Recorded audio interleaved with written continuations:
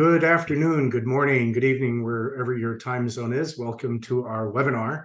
My name is Seth Early, and I would like to thank our sponsors, CMS Wire and the Marketing AI Institute, for their support. And today we're going to talk about large language models and how you can get the best of them while you're protecting corporate IP. That's a big challenge with regard to LLMs and things like ChatGPT. We're going to have two of my senior consultants, Prakash Govind and Ash Subramaniam, who will be talking about some of the technical details of what we did. And we're going to be going through an example of where we were able to solve many of the problems that plague large language model applications, such as hallucinations, fabricated answers, incorrect answers, and things that go outside of the branding guidelines. And also the need to protect IP and knowledge of the organization. So we'll talk about that. Before we get started, just housekeeping, we're going to have a couple of polls. This is recorded, and we'd love to get your thoughts and your opinions. So please participate in the polls themselves and give us feedback after the session. So here's our agenda. We're going to talk a little bit about who EIS is, for those of you who are not familiar. I'm going to start off with a poll to see where your head's at in terms of what your organization is doing with large language models. We'll talk about definitions, we'll talk about generative AI, and how there's a dependency on content when you are doing generative AI types of applications. We're also going to get into when you fall back on fabrications, hallucinations, right, and how to avoid that, and what we can do to mitigate those challenges. We'll talk about training. Do you want to train your model, or do you want to fine tune on content? And we'll talk about a couple of different options for doing that. And we'll also give you the mechanism for providing audit trails and traceability. It's really important that we have the ability to make sure we know where the answers are coming from, because many times they're still going to be phrased differently than what's in the actual text. But we still need that mechanism to know where that came from and have that audit trail and that traceability. We'll also talk about, the risks of misalignment with company image. I'm going to have another poll, and then we'll talk about some of the financial ramifications. And I didn't put in here, but a case study. I meant to put that in. So, and we'll talk about how you need to assess your knowledge to create a POC. Now, early information science has been around for over 25 years, and our work has always been about information architecture, information findability, retrieval. And to me, the work that we've done to support LLMs or to support chat applications and any kind of cognitive AI or machine learning has always been about the data. It's always been about the architecture and getting that foundation solid so that you can build upon that. And of course, all the governance processes, change management processes, quality control processes, provenance, ownership, decision-making, resource allocation, all of the governance and decision-making. And I actually wrote about AI ops in my book, The AI-Powered Enterprise. And we're going to be doing some white papers on that topic as well, because that's a huge area of need. So again, that's our world. What I'd like to do is start off with a quick poll just to kind of see where you guys are at. Carol, if you could put that up. And this is, what's the state of large language models, things like ChatGPT? Not on the radar? Is it prohibited? Is it used for creative? Whoops, should have said for creative tasks, used for customer-facing tasks, or internally facing customers. So in other words, are you using it externally directly with your customers? Are you using it internally? Are you not using it at all? Where's your head at? So used for creative tasks, meaning people are using it to start letters or outlines or research or things like that. Does anybody else want to volunteer to answer? We got one participant so far. So if it's none of the above, let's see, maybe we should have had an NA, but just let us know in the chat. But I would like to see if other folks have any kind of selection here. So again, are you using it? Are you not using it? Is it prohibited? Is it not on the radar? In other words, where's your company at? Well, I don't want to pull teeth on this, so it looks like that either the question wasn't phrased in a meaningful way, or everybody is none of the above. So maybe we can talk about that in the chat. Go ahead and let's just quickly share those results. We only got one response to say it's used for creative tasks. So anyway, let's move on from that. So again, the idea here is how do we define these things? What are they? And the idea is large language models are mechanisms to understand human language. They're trained on a lot of content. They're trained on textual data. They can be trained on image data. They learn patterns. When we're talking mostly about textual content. They learn patterns about language and terminology and meaning from the ingestion of all of that text. And there's a lot of mechanisms for how it processes that text and how it is able to create such understandable and human-like natural language responses. And that's due to a lot of deep technology and mathematics and all of that. But basically, it's a prediction mechanism. I mean, it feels like it's thinking. It doesn't think. It understands language patterns, and it predicts what the answer. It's like translating from one language to another. You translate a question to an answer. That's what these models can do. And it does it extremely well. And it's essentially saying, what's the text that follows this question or this prompt? Large means that there's a lot of parameters. There's a lot of characteristics of the content. Parameters can be, features, metadata structures, the way that we describe the content. And those features are mechanisms to understand the characteristics and be able to ingest this information into a vector space. And a vector space is just a mathematical representation of content. But there's a large number of layers to a neural network. There's different types of weights and biases and word embeddings. All of these things make up this large number of parameters. And the greater number of parameters, so if you hear about 182 billion parameters or whatever it might be, that means that it can handle greater complexity of language. Now, again, it's generalized, so it can handle specialized topics if it is tuned to handle specialized topics. It doesn't necessarily know your corporate terminology. It doesn't necessarily know your corporate content. Many times things are, intellectual property, their competitive advantage. A large language model is not going to know that, right? And whether it's generalized or specific, in other words, if it's highly tuned for life sciences or financial service, it still needs enterprise terminology, because you're still going to have gaps in what you call things versus what a language model will call things. And many times that is the corporate ontology, which we layer on top of this, and we'll show you ways that we do that. And again, what we're also saying is when we do it this way, we're not necessarily retraining the model, right? We're tuning the model by using retrieval augmented generation, which means that rather than just letting the large language model figure out the answer from what it knows about language, we're actually going after a knowledge base or a content source. So again, the challenges with large language models, generally speaking, are the fact that it's hard to find sources and citations and a clear audit trail. So in the wild, they don't necessarily do that. They don't tell you where the information comes from. And we need to understand non-public information. What are your policies? What are your procedures? What are your processes? What kinds of transactions? What's your relationship like with your customers? What kind of customers? How do you classify them? What are your product categories?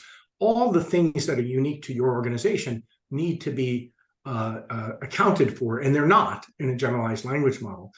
And the other piece is, we need to understand whether creative output is simply that, creative, it's giving you a variation on something that's accurate, or whether it's fabricated and whether it is factually incorrect. And that's something that's difficult to do as well, right? Because even if you have the answer may not be phrased in the same way it was in the source, right? So we have to have a mechanism to reduce any fabrication or creativity.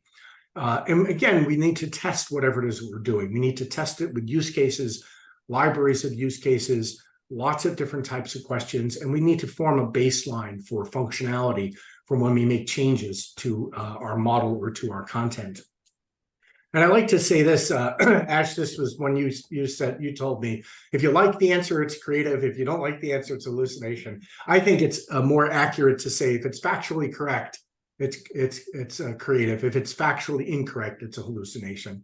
So again, we want to the creativity of ChatGPT and large language models is valuable, but it's really about the phrasing and the conditioning of a response to make it more conversational. Is the power that we're looking for, not the power to create things or make things up, but the power to transform an answer into something that's more natural language sounding and more human-like. So again, it creates new content. And this is what's interesting.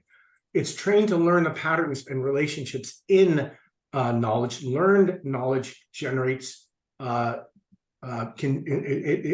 relationships of the learned knowledge can generate new content, not a copy of the data. So the knowledge organization needs to be referenced. So in other words, we're not just depending upon the knowledge that's embedded in the large language model. We're saying use the large language model to process the query and process the result, but don't use it to access, retrieve your information first from a knowledge source, from a trusted knowledge source, rather than having it make up the answer based on its knowledge. Because if you ask it a question, it'll give you an answer, but we need to make sure it's the right answer. So this is why we need to augment this with our sources.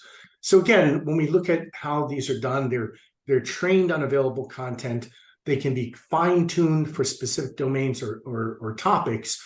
And again, many times we use a smaller data set, conversational data or content or knowledge. And what this does is it allows us to get more accurate, more contextually relevant answers because we're training it on a smaller data set and we're training it on our knowledge, the knowledge of the organization. So when we start thinking about, what the role of knowledge and content is, it's really making sure that it has access to the relevant information that's going to provide a meaningful answer to the user. That's why the knowledge is so important. That's why it's having your knowledge house in order to leverage these things. We need to also understand, what expertise is needed. If we have knowledge gaps, we need to make sure we design a knowledge base and an information architecture that supports the user's needs and supports the functioning of the LLM chat capability by structuring that knowledge for specific retrieval. And we're going to talk about that a little bit more. So let's talk about this. What is retrieval augmented generation, right? It's different than generation. And again, retrieval augmented generation allows us to take lots of different data sources that we have and corporate repositories, and we constrain it to these repositories because we don't want it to make things up. We say, if you don't have the answer from this data source, say, I don't know. And you turn the temperature down. It's a temperature parameter that if it's 1, it's highly creative. It's 0, it's less creative. But again, what we're trying to do is use a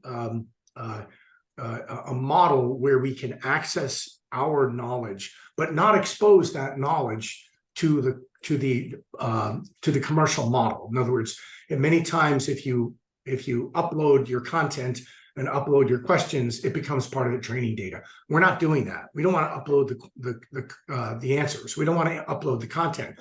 We want to process the query, process the results, but we want to retrieve behind our firewall the content itself and fine tune it.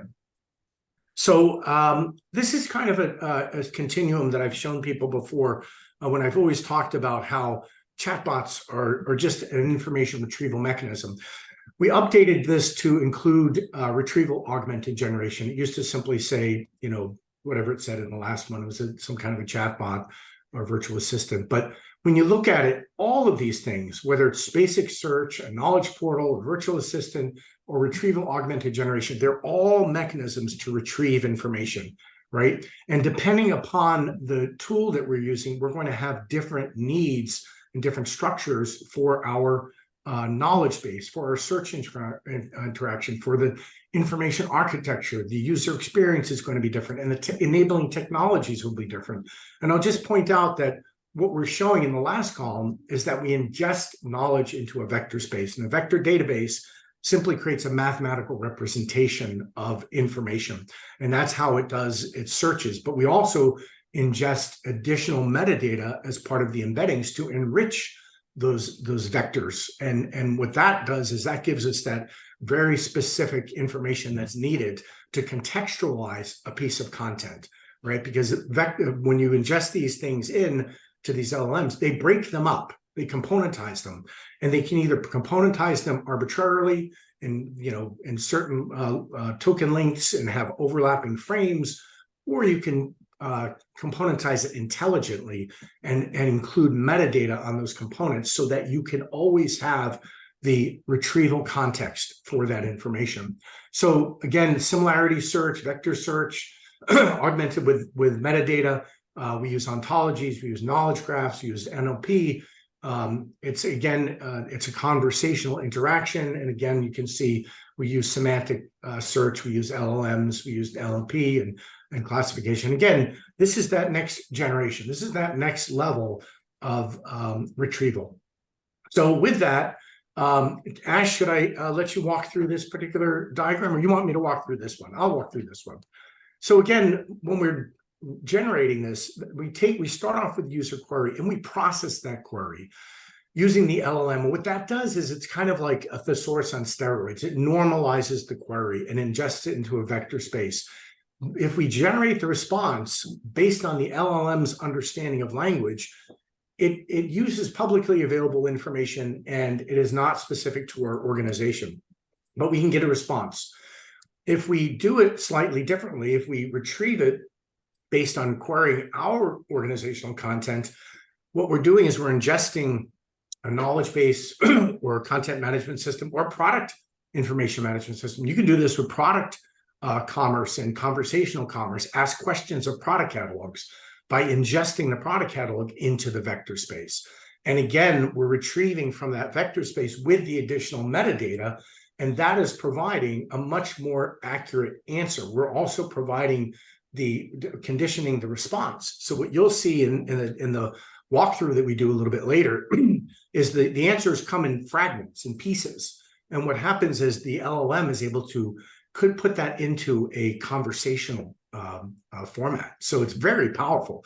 And sometimes you'll see it grabbing stuff from metadata and grabbing stuff from content and then synthesizing that, which is really phenomenal. Very, very powerful application. We were really surprised at how great this was. But we're using our proprietary information, our non-public IP. We're being able to query our knowledge sources. And again, we tell the system, if you don't have the answer, say no. You don't have the answer from this source, say, I don't know. And what that does is it eliminates essentially hallucinations. Turn the volume down, temperature down to 0, so it's not being creative, and only restrict it to those knowledge sources. And you will have, if not 0 hallucinations, a very small likelihood of hallucinations. So that's that way. And Ash, did you want to begin talking about this, or how would you like? I mean, this is essentially the same idea, right? It's just basically saying we're searching this is another way to do this, not necessarily ingesting the knowledge base into the vector space, but simply getting an answer and processing that with relevant documents. Ash, did you want to add anything else to the last couple of slides? Yeah, thanks, Ed. Glad to be here, folks. This is Ash Subramanian. Yeah, this pretty much articulates some of the experiments we did in our labs. In this example, as Seth alluded to, this is knowledge base, keeping knowledge base as the ground truth, right? The user issues a query, we search corporate knowledge base with a lot of tags and file level metadata and other metadata as required. Then we process this with LLM, the large language model, with questions and relevant documents. And the large language model using natural language generation, generates the results and response back to the user, right? Next slide, please. Now, we are not the only one. Now, some of the industry experts recognize this is one way to do. We want to refer to one of the Medium articles that I came across. There are many Medium articles in this topic. This is one of them by Mr. Tomas Bratanich. where the same thing, reflecting the retrieval augmented generation. We did specifically get permission from Thomas to use this, and just reference the article. But the article is great. Anything that he writes is fantastic. So just write down his name and read everything he writes. Sorry, Ash, continue. Yeah, and there's a specific knowledge base. We make a smart lookup. It brings the relevant documents, and with the question relevant documents, we submit it to LLM to generate an answer. Right. This is pretty much reflecting what some of the industry experts are thinking, talking, and doing about. Next slide, please. Next, we wanted to get a little deeper about how do we componentize the content, add metadata, and bring it with LLM and take retrieval augmented generation on steroids, right? That's the mode. Here, what we are articulating is we take the frequently asked questions, best practices, troubleshooting, user guides, operator guides, various kinds of content. We componentize them, enrich them with metadata, and ingest them into the vector store. As Seth mentioned earlier, vectors code is got the vectors, which is the mathematical representation of the documents, along with the clear text chunk sizes of the document. So when the user issues a query against the, we use the API, application program interface, on the very simple web UI. We execute the query against the vector store. The vector store retrieves using similarity search, semantic search, cosine similarity to be exact, to retrieve the top 2 or 4 chunks of data. We present the top 4 chunks to LLM, and LLM generates the answer and response back to the user. Right. Now, again, referring back to the industry experts, many of them, what they are talking about is somewhat similar, right? They take the number of PDFs, whatever kind of PDFs they are, they do the text chunking, and then a lot of chunks with vectors of chunks, as well as the clear text chunk itself. They are now presented to the LLM, and LLM generates the answer through an API from the chunks alone. Remember, we are not training LLMs. LLMs, they learn from the context, the contextual learning, right? From the 4 chunks related to the question I am asking, the LLMs generate the answer using natural language generation, and prepares a beautiful, well-coined response back to the user. That's what they do. Next slide, please. Sorry, I was going to make a quick comment. This diagram does not represent the tagging or metadata normalization on the chunks, but that's where we think there's tremendous value. And in fact, you can't do this without it in many contexts, and we'll explain that in a little bit. Sure. Now, in our experiments, we are continuing. The previous experiment we have already done. We have some certain things to showcase. Here, we are extending our research into knowledge graph, right? Similar to what I said earlier. Here, the user asks a question. The smart search can be performed using cipher query or vector similarity search. This time, instead of going to a vector store, it goes to a knowledge graph. This knowledge graph contains both structured and unstructured data, with linked data to the content it came from. It could have come from the public internet, it could come from the corporate SharePoint ecosystem, or some other Drupal or WordPress ecosystem, or whatever it may be. It is able to relate to both structured and unstructured data, That's what technically called as linked data.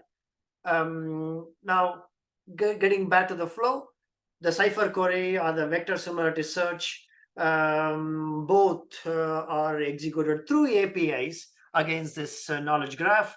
It returns relevant information, again in the form of chunks, 1, 2, 3, or 4, depending upon how you want to configure it.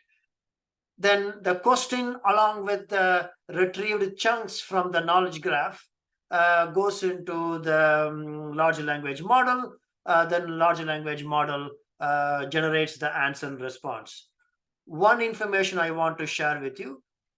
One of the knowledge graph technical company yesterday announced that they support both vector search as well as knowledge graph representation through APIs, which means they can support cipher query as well as vector similarity search to go against this knowledge graph with structured, unstructured information. Who is that, by the way, Ash?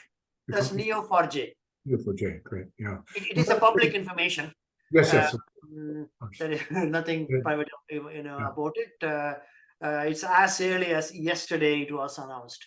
So that's how it is going on. And one important matter that Seth brought in, which is we are specialized. We are specialized in componentizing the content as well as adding relevant metadata and bring metadata to the party. Right? When linked data is in the picture, the content enriched with metadata will be able to increase efficiency as well as referenceability, accountability, explainability for why we are retrieving these answers. Right? That's how the metadata adds value in the whole picture. And the other thing I want to point out is, we talk about using the LLM at the API level, and using it at the API level and not uploading the content actually does preserve. I mean, you're still behind your firewall, right? But it's like anything else, Office 365, whatever. It does not go into the training model. So your information, even though you're passing it to the commercial LLM, it's not retaining that, and it's not retaining the context or the information to update that model. So that's a critical, important fact here. Yeah, exactly. Thanks, Seth. That's according to the terms and conditions laid out by the commercial large language model. Let me conclude this with this one, right? This one pretty much articulates a specific example, right? Look at this particular experiment done by the industry experts, and we also did it in our labs, where we ingested the knowledge graph with a lot of articles from the internet, right? Those articles they're all predominantly PDF files, URLs from news article, and various other text files. They are unstructured information. Now, when they are ingested into the knowledge graph, this information talks about the company OpenAI, right? The experiment is to get curious. All the executives, chief scientists, and chief engineers from OpenAI, after working at OpenAI, what are they doing now? Where else they went to, right? This one talks about the gentleman Dario Amodei and Daniela Amodei. They went to be the founder of Anthropic, right? And another person called Sharik Hashmi went to start a company called Prosper Robotics. And this one pretty much articulates. This means the knowledge graph with what we call JSON LD, JSON linked data, will be able to point to both structured and unstructured information through linked data. So what we are doing is we are adding the componentization metadata on top of this. Imagine the power, right? We'll be able to link to corporate data, articles and documents from the corporate CMS, the product information management system, and various other systems, including some information that now we want to refer to the information from the internet, right? Mhm. All Mhm. these things are possible. So Mhm. back to the poll. Yep. Thank you, Ash. And again, making this conversational, we're going to put up another poll. Do you understand, your leadership, does your management understand the relationship of content and knowledge to ChatGPT types of applications? So hopefully we get more than one participant this time. How many people do we have here? We're a little light on participants here. Well, one of you guys could answer that. We had a lot of registrants, but I think people are registering to get the recording later. We get a lot of downloads of that afterwards. So it's interesting. I'm seeing that it's across the board, right? It's really being able to. Let me go ahead and end the poll. If there's anybody else who wants to make a selection, go ahead and do it quickly. Okay, one more, and I'll leave it at that. Okay, unless you want to sneak one more in under the wire. 3, 2, 1, 0. Okay, so let's share the results. I mean, again, I would expect that the answer is not at all, right? But I'm surprised and pleased that some people say it's well understood, and that's probably an organization that's deep into this, right? So it's really important that we are able to connect that value and to show that in order to make corporate sources conversational, there's work that has to be done, right? It's not just a matter of pointing it to an LLM. There's work that has to be done. So again, when we start thinking of the implications, like creating an LLM from scratch is pretty cost prohibitive. Fine tuning can be effective, right? So when we look at commercial LLMs, their price per token consumed that can be costly. Again, we have to be careful about how we're using it and not uploading the content. Open source LLMs don't charge per token, but ongoing management, right? They can be set up behind the firewall, protecting IP, but it's a little more complex to set up, and there's short-term savings, but maybe there's some long-term costs. And then when we start thinking about the ways to do this, we can train by taking the previous parameters of the LLM and then retraining it to adjust those parameters with corporate content. That's not retrieval. That's actually retraining. That's retraining the actual model by ingesting corporate content. And again, we don't want to do that with a public model. We want to do that only with an open source model behind our firewall. And the option 2 is really the retrieval augmented generation, because we're not training the model or changing the model, but we're using the knowledge architecture in order to fine tune what that does. So to us, that has to be done no matter what. We have to be able to get the knowledge house in order. We have to be able to fine tune that. It has to be curated, edited. I know people thought there's a magic bullet now with LLMs, but there's still no free lunch. And again, either case, you still enrich with the knowledge architecture. And what you want to do is build a library of use cases who compare. You can compare performance when you make changes, when you add new content sources. You continually want to do this and measure, against a standardized set of responses, right? So again, building that baseline, building that set of use cases. And again, over time, it'll be a library of use cases. And you can actually use those to measure the capabilities, the functionality, user acceptance testing, benchmarking performance, et cetera. So those are all super valuable.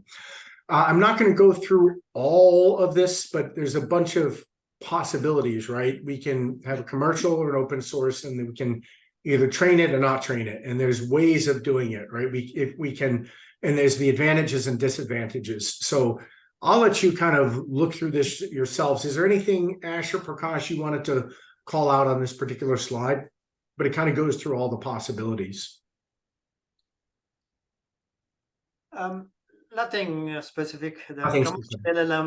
LLM, going through the API, still a viable, justifiable cost, because Yep. the accuracy of the commercial LLM with so much of knowledge and intelligence they got will be Right. very. And the point is, you can use retrieval augmented generation with any of these, right? It's a matter of Yes. saying you want to fine tune the actual model, and it might perform perfectly well without fine tuning the model. But if there's a tech organization that wants to really do this for their particular content or terminology, they can do that. So there's a bunch of different ways to do this. So this kind of lays out a lot of that.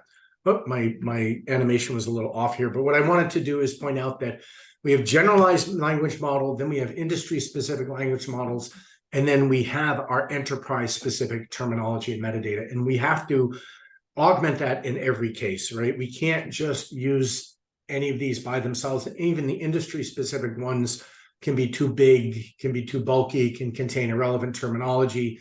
So sometimes if you want to use that, for part of your user interface or faceted search or something, you really have to trim those down and slim them down in order to have a good user experience. But again, there's a lot of fine tuning going on. There's a lot of new models. So selecting the model could be a series of experiments, right? To try, you have your standard use cases, you have your standard content, and then you can test different models and different. There's so many parameters around this. It's really it can get quite involved. So again, what we're saying about information architecture is that it's structuring and processing that content, that information, so it's easier to find, easier to use, easier to retrieve. It still has to be done. You still need good data hygiene no matter what, right? You still need good product catalogs no matter what. AI, generative AI, machine learning is not going to fix, it's not going to necessarily make up for all your past sins, right? You still need a reference model. But we can use these to generate the text or translate and answer questions. And when we use the IA to improve that performance, we get significantly better results. And we'll show you that in an example. So we use this with metadata and without, and Prakash is actually going to talk about this, but we had much better responses and much better results with that. So again, better questioning and understanding, more relevant results, improved experiences. These are all the things that the LLMs will have with information architecture. Information architecture really is the key to adapting this to your organization, and it can be done fairly quickly. It doesn't have to be the Mardi Gras. The other thing to think about is componentization. So, when you build question answering systems, you're looking to break content up in a meaningful way, right? And a lot of tech docs already have, things broken up into topics and troubleshooting sections and so on. That's valuable, right? Because sometimes you can extract it in this logical way so that you have that most effective access, or there's overlapping, there's arbitrary overlapping. This is arbitrary lengths. This is chopping the document up. That's what most ingestions and most large language models do. People break them up into arbitrary lengths and then have overlapping frames. And this can be problematic because you lose the context of the whole document. You don't necessarily have metadata on those chunks of content, and you can lose the context or not understand the context of the data. So the idea here is we want to use componentization, and componentization is really something that's being used in other parts of the organization. Complex product configuration, tech docs, translation, localization. You can also use it here. So this is really essential for the future of this. As they become more powerful, we need to make sure that we're using the IA, because it's not going to do it by itself, right? It's not going to understand your knowledge and your content by itself. And intelligent componentization is really extracting that knowledge and making sure that your LLM has the right answers in the right structure. And again, you're also improving the performance, but you're also safeguarding your data by having it behind a firewall. So let's talk about knowledge architecture. I know we got a good bit of time. So I've talked about this before. When you start thinking about a journey, whether it's a customer journey or employee journey, it's a knowledge journey, right? People are asking questions. They need answers. If it's support content, how do I install it, or how do I troubleshoot it, and so on. So we need to break these down into components. And this is where TechDocs does this, right? Here's a product manual, and it has hardware setup and installation and troubleshooting and technical specs. And so when we start asking questions, I need to install a modem. Well, if that metadata is not on a particular piece of content, I'm not going to know what modem. So I have to tell it what modem I need. What modem do you have? I have the 2960, and that highlights those pieces. I know I need to do the installation. It's the 2960, but installation, it needs to be tagged with that information. Okay, here's the installation steps. What about getting an error code? Well, this is the error code, right? But again, I need to associate that error code with that manual, with that model. So the metadata on the error code actually has to include the overall metadata of the document. And this is where, one organization that's doing this very, very effectively, handling 1 million knowledge transactions per day. We built the component architecture for them years ago, and they've really run with it. But you can start to see the different types of metadata that will give you context. But one of the things they said is, look, we have these in components, but to answer these questions, we need to add the metadata to those components. So again, it's a little bit different way of looking at components and content and documents. But again, if we break them up into these logical chunks, then we have the ability to tag them and to retrieve them. So again, the generalized language model gives you generalized understanding.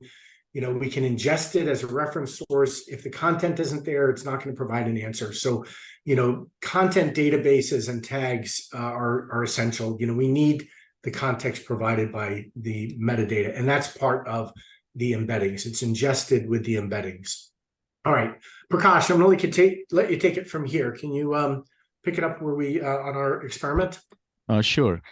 Yeah. So, like Ash and Seth mentioned, we did a experiment on using the large language model with content, and then we enriched the content with metadata and found the results. So what we're trying to share here in this next section of the talk is sharing the results of our experiment with content that had metadata and without. So the context here is we took what are called portfolios, which are highly sensitive. And by the way, just for everybody's knowledge, we redacted any content here. So, this is using a real case study, a real example, but its content is not valid. So anyway, all that's been redacted. Carry on. And it was componentized too. So go ahead. Right. So the corpus of content that we focused on was from a large pharma. And they had what are called portfolio reviews. So when they come up with new projects that they want to get funding for or resources for, they create this portfolio and submit this portfolio to management. And management will look at these, and then they come up with an answer, yes, we can continue with this project, or no, or give some other answer. But the content that they present to management is so large. Every portfolio has tens of pages, and it wasn't easy to look at the, so they wanted a mechanism to look at this content in a very simple way and ask questions about the content rather than going through 50, 60 pages of just reading, trying to find what the information was. So that was the basis. So that was our corpus. It is redacted data, and it is private data that should be within the firewall of the company. Next slide, please. So that was our corpus of content. So what we did was we looked at the content, only a subset of it, and like Seth mentioned, we componentized it and added the metadata. So there was one track where we did not add the metadata, and there was another track where we added the metadata for each of the componentized content pieces. We came up with 60 questions that were relevant, that were asked by the executives or similar to what the executives would ask. And the corpus that we had was about 40 pages of content. We did not take all the hundreds of pages, but we had narratives, 3 or 4, we did 3 narratives, and it added up to a size of 40 pages that we processed. So we did use a commercial. Yeah, go ahead. It is complex content. There is a lot of detail in it. It does take wading through that, but this would work at volume as well. And we did it with metadata and without metadata to show the difference in performance. So carry on. Yep. And we used a model, which is the commercial model that had the 182 billion parameters, which Seth mentioned are all the weights and so on that go to make the model respond better. The greater the number of parameters, the more precise it is with its generative response. Yeah, next slide, please. So what we are presenting here in the next couple of slides is when we ask a question about the metadata, what is its response? When we ask a question about the content within the corpus, how does the LLM respond? When it did not have metadata, what are the responses that we got? And when it did have metadata. So here is an example where we knew that the answer was only in the content model, only in the metadata. So we were so the experiment here was to see, is the LLM able to pick up the metadata and provide very precise answers? And the question here is, we have come to us, so this is ABC is the team that responds to all the portfolio requests. So a request has come into the ABC team asking about early clinical development for this particular project. And what the executive team wants to know is, what is the ask? Tell me what you're coming here for. What is the ask? This piece of generated content was only in the metadata. It was not in the content itself. So ABC requests endorsement for early development entry and budget allocation. Now and so on. So that is the generated answer. Was that verbatim in the metadata, or was it pulling from multiple places? Actually, that's what I was trying to say. It is not verbatim at all. In fact, pieces of it is there in the metadata, but it got all those pieces and pulled it together into a nice flowing sentence. So that was, so it did not go through the content. It went only into the metadata, the content model that we created for this particular component, and it pieced together the answer from there. And you're saying this is an example. There's nothing we specified. We just ingested this, and it happened to pull this from the metadata because it wasn't necessarily in the content. Right. So it was. So this was an example where the answer could only be in the metadata and not in the content, and it was able to pull it from the metadata. And the next slide, where the answer can come only from the content, and it was not in the metadata. So in this case, we are asking for a development plan. So the development plan in this particular case, we wanted to highlight, it is not coming up with its own answers, no hallucinations. The content did not have any development plan. So the model responded with, I am sorry, but the provided context does not contain a detailed development plan. But what was also nice about this was it added some more context to the question, to its answer rather, and says it mentions a phase 1 study conducted by Orion and so on. So it just did not say, yeah, there is no context I cannot help you with, but it also tried to find something relevant and contextual to support its answer. And it is not hallucinating. So it is not coming up with its own answers, but it is not hallucinating. In this slide, we asked a question that we knew only the content had both a question that could be answered by looking both at the metadata and also the content. And we wanted to find out how the LLM would respond.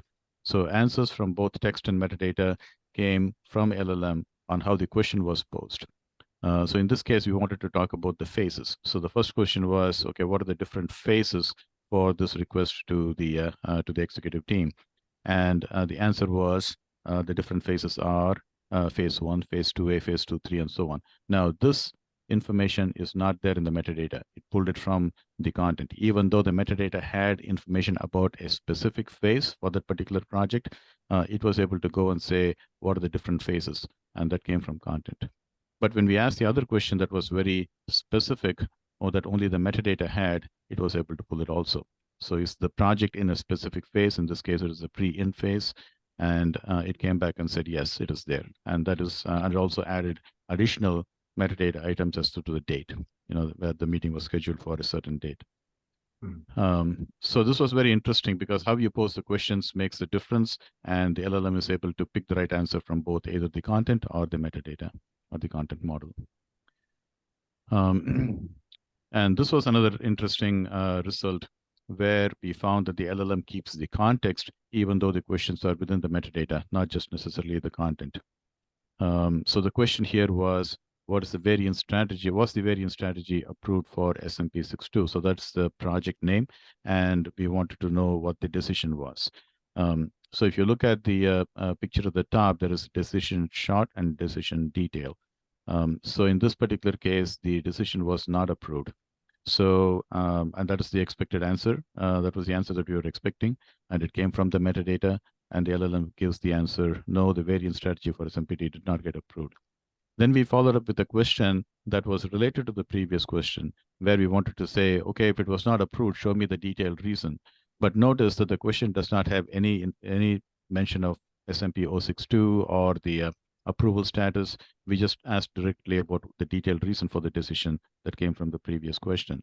And the model was, it was surprisingly behaved very well because it understood the context that we were talking about SMP 062 and the decision short, which was not approved, and then it pulled the decision detail from here. And again, as you can see, what we have in the metadata for decision detail is not repeated exactly. It was able to generate an answer based on that content. It uses phrases, as you can see from the metadata value, but it generated the response by itself. So this was quite impressive, how it was able to maintain context when questions were posed against the metadata items only. But if these questions were posed without the metadata items, it would not be able to answer. That is the other important thing. These answers were only in the metadata and not in the content. So what we found from these, this is just a small sampling of our results that we are sharing here in this in the short time frame that we have. But what we found was 79% of the time, LLM picked the answer from metadata if it was available. If the LLM, 83% of the time, LLM's response matched the expected answer. So we asked a question, we knew what the answer was going to be, and this goes back to what Seth was mentioning about you need to benchmark your LLM. So you have to know what your questions are and what your answers are, and then make sure that the LLM is giving you the right answer. So we had this benchmark, and it matched 83% of the time. The responses were expected, where the LLM's response was what we expected the right answer was. It was the right answer that we expected to see when the metadata was included. When we did not have metadata, LLM's response matched only 53% of the time. So it was really a significant jump from 53% to 83%, how metadata can enrich the content and make the content whole, with the content model.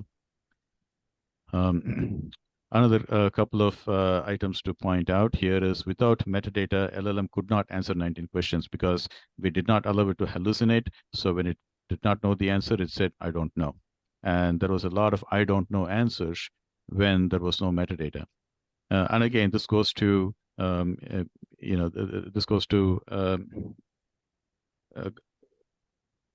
it's really a common sense thing if you think about it. Like if there is a policy, like there's a vacation policy, I can talk about if the content is about vacation policy, it'll tell me, okay, when can you take the vacation? How long can you take the vacation? The details of that, and that is the content. But for somebody who wants to know more about the vacation policy, when was it last changed? How many times has it changed in the past 3 years? That information is not in content. That information can only be enriched using a content model. So, it makes sense once you see the answers. So a lot of it was not answered without the metadata because the questions were about the metadata of the content or about the content. We did find that a small percentage of questions did not get answered, even though the answers were there. So that was surprising. That was the other piece of data. Even though it was not able to find the answers, the answer was there in the content on the metadata, but it did not pick it up. But that percentage was fairly small. We have to troubleshoot that. This is just see, so right. So if you go to the conclusions that we found were, when we have content models and metadata for the component-based content, the answers were much better, a significant jump of nearly 30% in performance in LLM's response. LLM chose to select answers from metadata in content models 79% of the time. So the content model definitely enriched its ability to generate the answers when both content and metadata was given to it. When we have very specific use cases and we are able to design the metadata schema to that specific use case, a majority of users' questions fall in that, can be answered by that design. So, understanding the use cases for what the users want and then designing a content model based on that gives the most value for the experiment, most value from the LLM. Yep. Great. And, Anything else? no, that was it. It was just essentially the last point was, there is more. The answers are more complete and accurate when LLM is augmented with the content models. Yep. So that's what we found. Thank you, Prakash. So now the question is, how do you get started? And we have a KM assessment for AI, which is a 2-week sprint. And it's really getting people on the same page, understanding what can be done with generative AI, educating your executives, educating your stakeholders, help them understand the capabilities. I just did this for a group of presidents, bank presidents in North Carolina, regional banks, specialty banks.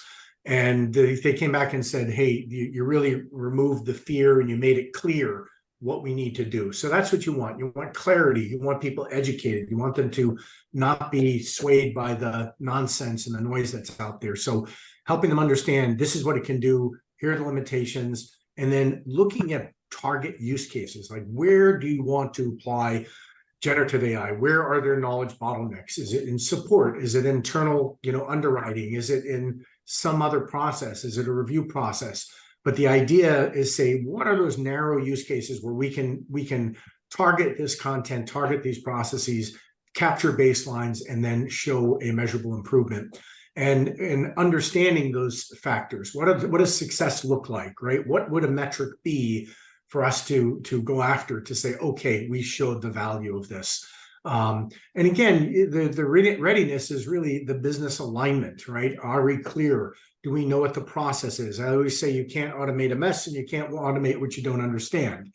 So, what are the things that requires clarity of the process? Where in the process are we going to have an intervention? And of course, we need to look at the knowledge. We need to look at the data. We need to look at the content. Where is it? Is it in SharePoint? Is it in a bunch of SharePoint sites? Is it in file drives? Whatever it is, file servers, whatever. And understand that. And then we need to think about, well, what's the decision-making process? What's the ongoing governance? Governance is a huge area in machine learning and AI. It's very uncharted territory, but we can start to put together a framework for how you want to make those decisions and how you're going to measure them. And then the result of this is really a working session that helps us summarize the current state, understand the gaps, set goals, prioritize actions, and then build out a generative AI proof of concept. Now, sometimes it's possible to have some proof of something during this, but for the most part, we want to make sure we have that thorough understanding, and then we can say, here's what a proof of concept will do, and this is what it can do for you. So again, it's AI readiness, and it's a roadmap to deploy it based on your corporate knowledge. There's a couple of other slides in here, but you can just refer to those at your, on your own. These are the components of this. So you'll get this slide deck, and you can take a look at more of these things as a knowledge model and so on. So do we have, and there's resources on the website. We have to update those a little bit. Be sure to check out our podcast, especially if you'd like to be a guest. And do we have any questions? Do we have anybody that has any questions? I know we're right at the top of the hour, but we could take a quick question if anyone has any. There was one question I answered. Okay. The question was of the different types of LLM, commercial, open source, or open with retrain, which approach is being used most commonly right now, which I answered. It's an excellent question. From our understanding, we see the exploration of open source in progress. In addition, companies are starting to understand there is a concept of RAG, and they are curious, what is it? They cannot wait to explore it. But sooner they know about metadata, better it is for them, so that their experiment or whatever they want to explore is not wasted, right? Also, companies like Meta, they open sourced their large language model, which is Llama 2, which was a surprise for many people. Everybody thought like OpenAI, they will also commercialize it. Instead, Meta, Facebook, Released it. Yeah. Meta, they decided to open source it, so they want to be the good guys. Right. Secondly, one of the other important aspect which is also lingering around, which is Section 203, which is large language models. Many of them, will they all get open sourced one day, right? That's one topic that I want to leave you with. But it's very important. Any LLM enriched with metadata and componentized approach would help bring you accurate and much results than wasting time in trying something out of the box. And staying compliant with regulations. We are at the top of the hour. I want to thank Ash and Prakash and Carolyn for all your hard work putting this together. Thank you, guys. And thank you to our audience for joining us. And please send me a note if you'd like to explore the KM assessment for AI. We're doing a lot of those, and they're very valuable. And it really helps you set the stake in the ground for how you need to do this stuff, and sets up a framework for the future. So thank you, everybody, and we'll look forward to you on our next webinar.